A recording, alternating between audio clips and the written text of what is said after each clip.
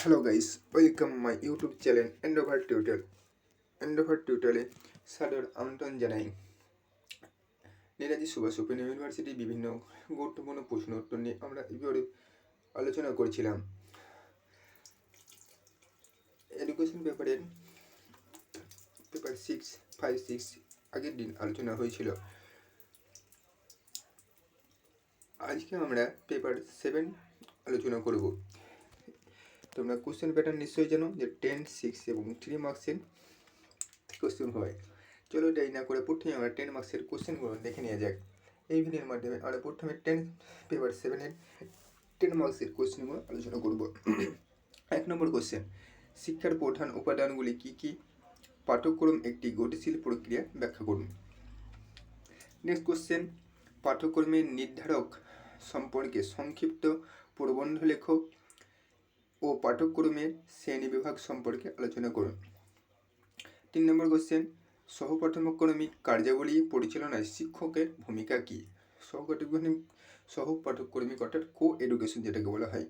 Next question, পাঠ্যক্রম উন্নয়ন system পদ্ধতির সীমাবদ্ধতা ও এর অসুবিধাগুলি উল্লেখ করো।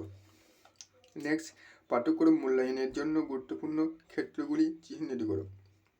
এবার আমরা দেখে নেব পেপার 7-এর 6 মার্কসের যে কোশ্চেনগুলো আছে সেগুলো।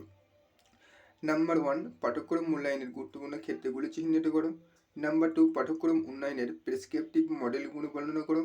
নাম্বার 3, গ্রাসরুট মডেলের দৃষ্টিভঙ্গি 7টি প্রধান পদক্ষেপগুলি উল্লেখ করো। নাম্বার 3, পাঠ্যক্রম এবং পাঠ্যসূচির মধ্যে সাদৃশ্য বা মিল আলোচনা করো। নেক্সট, পাঠ্যক্রম মূল্যায়নের সমস্যাগুলি আলোচনা করো।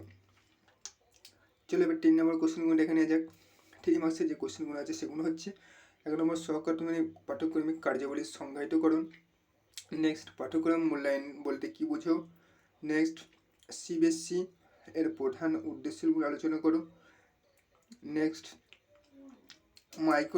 মাইক্রো স্কোরে পাঠ্যক্রম মূল্যায়নের বৈশিষ্ট্যগুলো লেখো। নেক্সট, কারিকুলাম ডিজাইনের সংজ্ঞা দাও। নেক্সট, পাঠ্যক্রম লেনদেনের মিডিয়ার ভূমিকা আলোচনা করো। এবং লাস্ট কোশ্চেন, পাঠ্যক্রম উন্নয়নের ব্যক্তিগত মডেলের বর্ণনা করো। এই ছিল আজকের পেপার 7-এর গুরুত্বপূর্ণ ইম্পর্টেন্ট কোশ্চেনগুলো আলোচনা। দেখা হচ্ছে পরের ভিডিওতে। আশা করি ভিডিওটি ভালো লাগে লাইক করে শেয়ার করে পাশে থাকবে। ধন্যবাদ।